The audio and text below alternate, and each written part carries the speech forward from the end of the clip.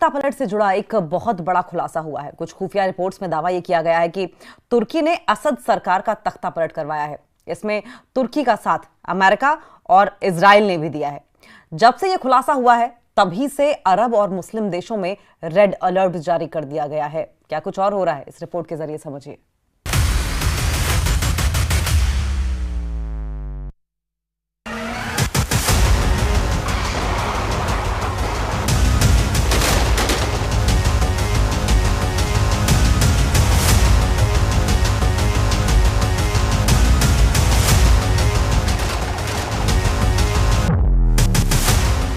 Syria में super power का तख्ता पलट, मास्टरमाइंड निकला तुर्की। सिर्फ 10 दिन में इस्लामी चरमपंथी संगठन हयात तहरीर अल शाम यानी HTS ने सीरिया पर कब्जा कर लिया। सिर्फ 10 घंटे के अंदर सीरिया में रूस और ईरान की सेना को भागना पड़ा और पुतिन और खामनेई को पहली बार सीधी हार का सामना सीरिया में करना पड़ा है। सिर्फ 10 मिनट के अंदर सीरिया के राष्ट्रपति बशर अल असद को रूसी हवाई जहाज से मॉस्को भागना पड़ा है। आखिर सीरिया के अंदर इतनी तेजी से असद, पुतिन और खामनेई के चारों खाने चित कैसे हो गए? कैसे अमेरिका इजराइल की बड़ी जीत सीरिया में हो रही है? कौन है सीरिया में जीत का असली मास्टरमाइंड? आज हम आपको सब दिखाने जा रहे हैं कि कैसे तुर्की ने सीरिया में ऐसी जंगी चाल चली है कि 10 दिन के अंदर हयात तहरीर अल शाम के चीफ कमांडर जुलानी ने कब्जा कर लिया है। कुछ रिपोर्ट्स में दावा किया गया है कि तुर्की ने ही हयात तहरीर अल शाम यानी HTS को इतना ताकतवर बना दिया है जिसकी वजह से उसने आसानी से सीरिया पर कब्जा कर लिया है। लेकिन अब सवाल उठता है कि सीरिया में 54 साल से शासन करने वाले असद परिवार के तख्ता पलट से तुर्की क्या फायदा उठाने जा रहा है? तुर्की बना खलीफा, कमांडर जुलानी बना मोहरा।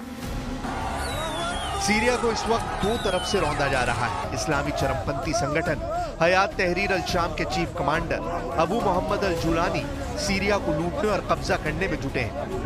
HTS के चीफ कमांडर अबू मोहम्मद अल जुलानी के बारे में समझ लीजिए। ये वो कमांडर है जो कभी अल-कायदा से सीधा जुड़ा हुआ था, लेकिन बाद में इसकी विचारधारा ISIS के चीफ बगदादी जैसी हो गई और इस वक्त कमांडर जुलानी तुर्की का मोहरा बनकर सीरिया में इस्लामिक सरकार बनाने की कोशिश में जुट गया। हैरानी की बात तो यह है कि अमेरिका कमांडर जुलानी को आतंकवादी मानता है और उसके सिर पर अमेरिका ने $1 करोड़ का इनाम रखा हुआ है। लेकिन इसके बावजूद इस वक्त अमेरिका इस्लामी चरमपंथी हयात तहरीर अल शाम यानी HTS और कमांडर जुलानी की खुलकर जंग के मैदान में मदद कर रहा है, जबकि कमांडर जुलानी को मोहरे की तरह इस्तेमाल करने वाला तुर्की कमांडर जुलानी को ईरान और रूस के खिलाफ इस्तेमाल कर रहा है। तुर्की नेटो का वो देश है जिसमें अमेरिका शामिल है। यही वजह है कि अमेरिका भी तुर्की के हर कदम पर साथ दे रहा है। इस चक्रव्यूह को रूस के राष्ट्रपति पुतिन और ईरान के सुप्रीम लीडर अली खामनेई अच्छी तरह से समझ चुके हैं। इसीलिए खामनेई ने 10 घंटे पहले टीवी पर आकर ऐलान कर दिया है कि सीरिया में हुए तख्ता पलट के पीछे अमेरिका और इजराइल का हाथ है, जिसमें तुर्की पर्दे के पीछे से मदद कर रहा है। सीरिया में तुर्की का खलीफा मिशन, घबरा गए अरब देश।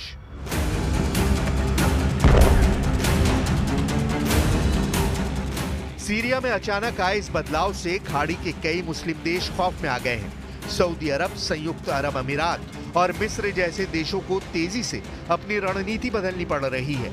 इन सभी अरब मुस्लिम देशों ने अमेरिका को चेतावनी दी है कि वो उन इस्लामिक चरमपंथी संगठनों और देशों का साथ ना दे जो कई दशकों तक अरब देशों पर हमले में शामिल हुए हैं। सऊदी अरब, UAE और मिस्र जैसे देश सीरिया में अचानक आए इस बदलाव से सदमे में हैं और मिस्र के एक अधिकारी ने गहरी नाराजगी जताते हुए कहा कि अल-कायदा से जुड़े HTS का बहुत तेजी से रीब्रांडिंग की जा रही है। मिडिल ईस्ट आई की रिपोर्ट के मुताबिक UAE अमेरिका के तुर्की के रास्ते पर्दे के पीछे से HTS से बातचीत करने से काफी खफा है। सीरिया पर काम कर रहे एक पश्चिमी अधिकारी ने कहा कि UAE बुरी तरह से भड़का हुआ है। UAE ने कहा है कि अमेरिका अब तुर्की का पिछलग्गू हो गया है। मुस्लिम ब्रदरहुड जैसे इस्लामिक संगठनों से पहले ही अरब के कई देश डरे हुए हैं। एचटीएस के लड़ाके मुस्लिम ब्रदरहुड से ज्यादा कट्टर मुस्लिम हैं, जिसे अरब देश बेहद खतरनाक मान रहे हैं। वहीं हयात तहरीर अल शाम यानी एचटीएस तुर्की के इशारे पर सीरिया पर पूरी तरह से कब्जा करता जा रहा है।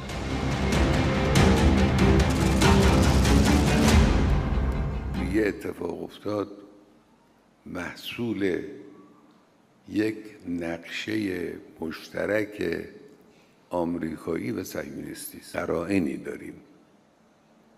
این قرائن برای انسان جای تردید باقی نمیگذاره. یک دولت همسایه سوریه نقش آشکاری رو در این زمینه ایفا میکنه، ایفا کرده، الانم ایفا میکنه. اینو میبینن همه.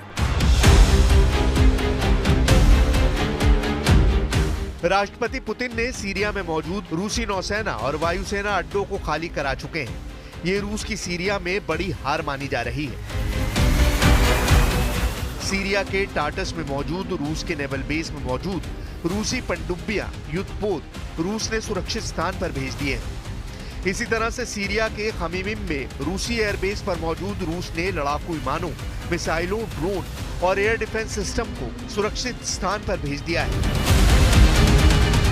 रूस को लगता है कि इस्लामी चरमपंथी संगठन एचटीएस के लड़ाके सीरिया में मौजूद रूसी सैन्य अड्डों पर हमला करके हथियारों पर कब्जा कर सकते हैं। इसी डर से पुतिन ने ये बड़ा कदम उठाया है। वहीं दूसरी तरफ ईरान ने भी अपनी सेना और टॉप कमांडरों को भारी हथियारों समेत तख्तापलट होने के तुरंत बाद वापस बुला लिया। यहां तक कि ईरान के समर्थन प्राप्त हिजबुल्लाह ने भी सीरिया में कुछ क्षेत्रों से अपने लड़ाकों को वापस बुला लिया। हालात रूस और ईरान के हाथों से निकल चुके हैं। تحلیلگر نادان بیخبر از معنای مقاومت خیال میکنه که مقاومت که ضعیف شد ایران اسلامی هم ضعیف خواهد شد. من عرض میکنم به حول و قوه الهی به اذن الله تعالی ایران قوی مقتدر است و مقتدرتر هم خواهد شد.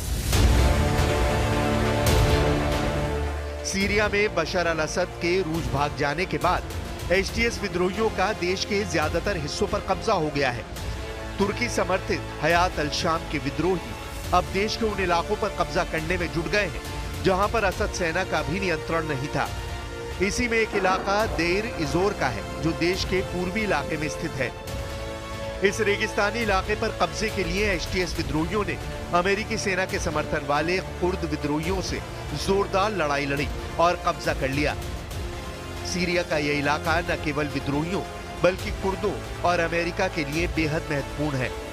असल में सीरिया के इस इलाके में बहुत बड़े पैमाने पर कच्चा तेल निकलता है जिसे सीरिया का काला सोना कहा जाता है। उसे भी कमांडर जुलानी लूटने में जुट गया है।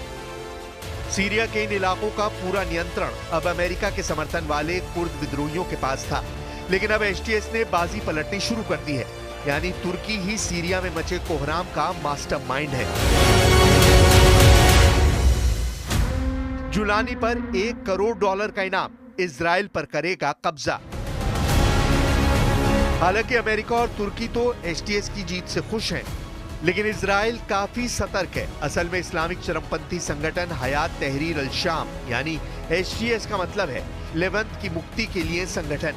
आईडीएफ के पूर्व ऑपरेशन प्रमुख इसराइल जिफ का दावा है कि एचटीएस यानी लेवंत की मुक्ति के लिए संगठन का मिशन है सीरिया, लेबनान, जॉर्डन और इजराइल को मिलाकर एक नया इस्लामिक देश बनाना।